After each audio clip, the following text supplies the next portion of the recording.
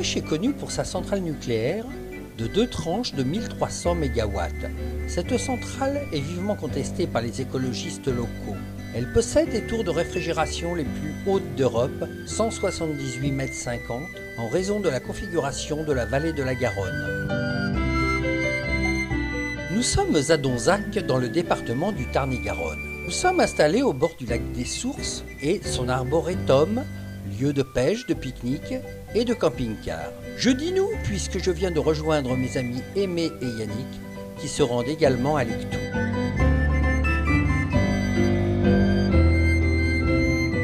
Au-delà de son utilité première, les lessives, le lavoir était un véritable lieu de vie où les paroles des lavandières se mêlaient au clapotis de l'eau. Il est important de savoir que celui-ci est alimenté par plusieurs sources.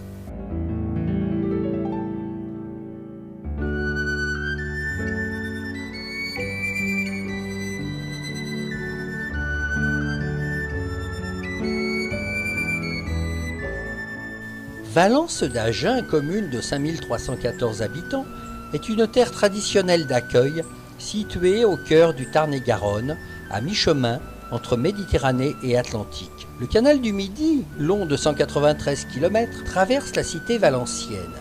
C'est un endroit de détente pour les promeneurs et les touristes. Un port de plaisance a été aménagé afin d'y accueillir une vingtaine de bateaux.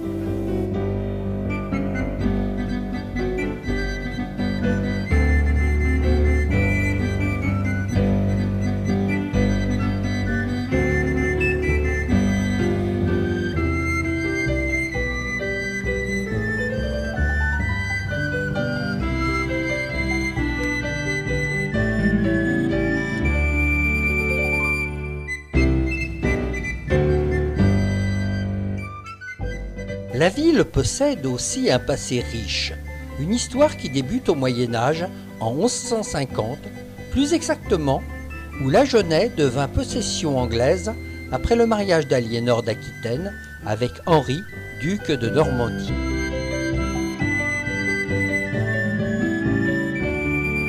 Les lavoirs de Valence sont célèbres. Construits près des fontaines, ils sont inscrits à l'inventaire des monuments historiques en 1977. Le lavoir des Théron, c'est le plus ancien des 3 lavoirs de la ville. Dès 1661, la fontaine fit l'objet de réparations de la part des consuls et une pierre gravée de leur nom et des armoiries du seigneur marquis de Valence fut érigée au-dessus de la fontaine, pierre aujourd'hui disparue. En 1880, le mauvais état du lavoir nécessita des réparations. Le conseil municipal de l'époque décida notamment qu'il devait être carrelé plutôt que cimenté à cause de la gelée. En 1906, la toiture fut refaite.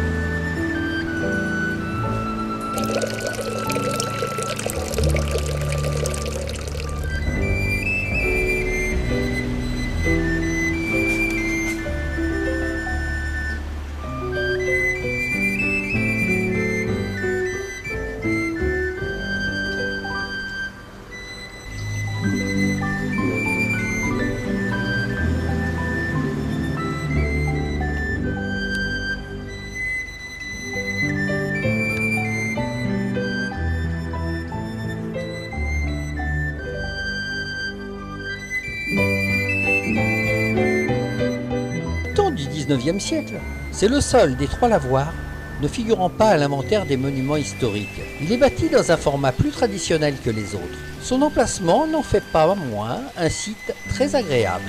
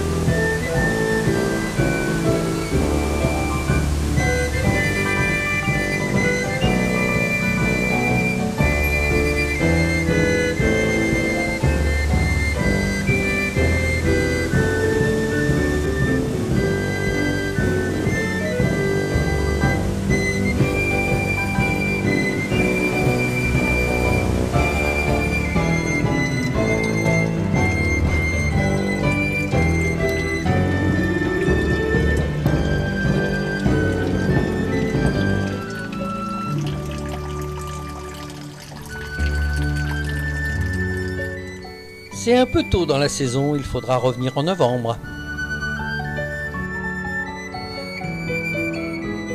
Au Villard, où l'on entre dans la vieille ville par la porte Arnaud-Auton, du nom d'un vicomte Deauville. Cette porte est surmontée d'une tour appelée Tour de l'Horloge. La tour est une élégante construction de l'époque de Louis XIV en pierre et briques.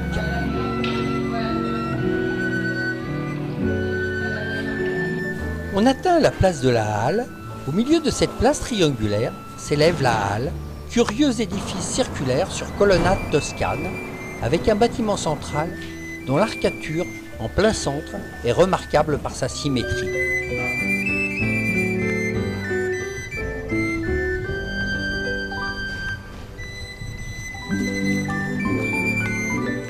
L'édifice, quoique relativement récent, 1824, présente un certain intérêt à cause de l'originalité de son plan circulaire. À l'intérieur, 2 types de mesures à grains,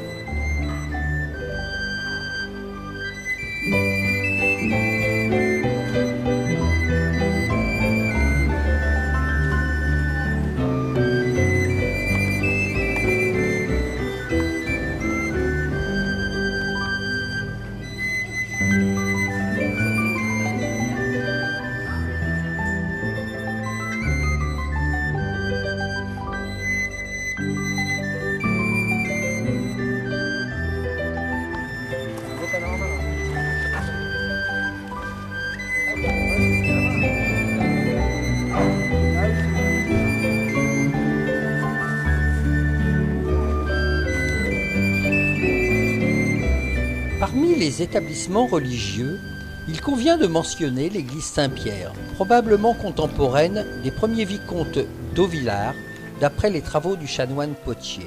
Elle aurait existé déjà en 1186, prieuré bénédictin et église paroissiale.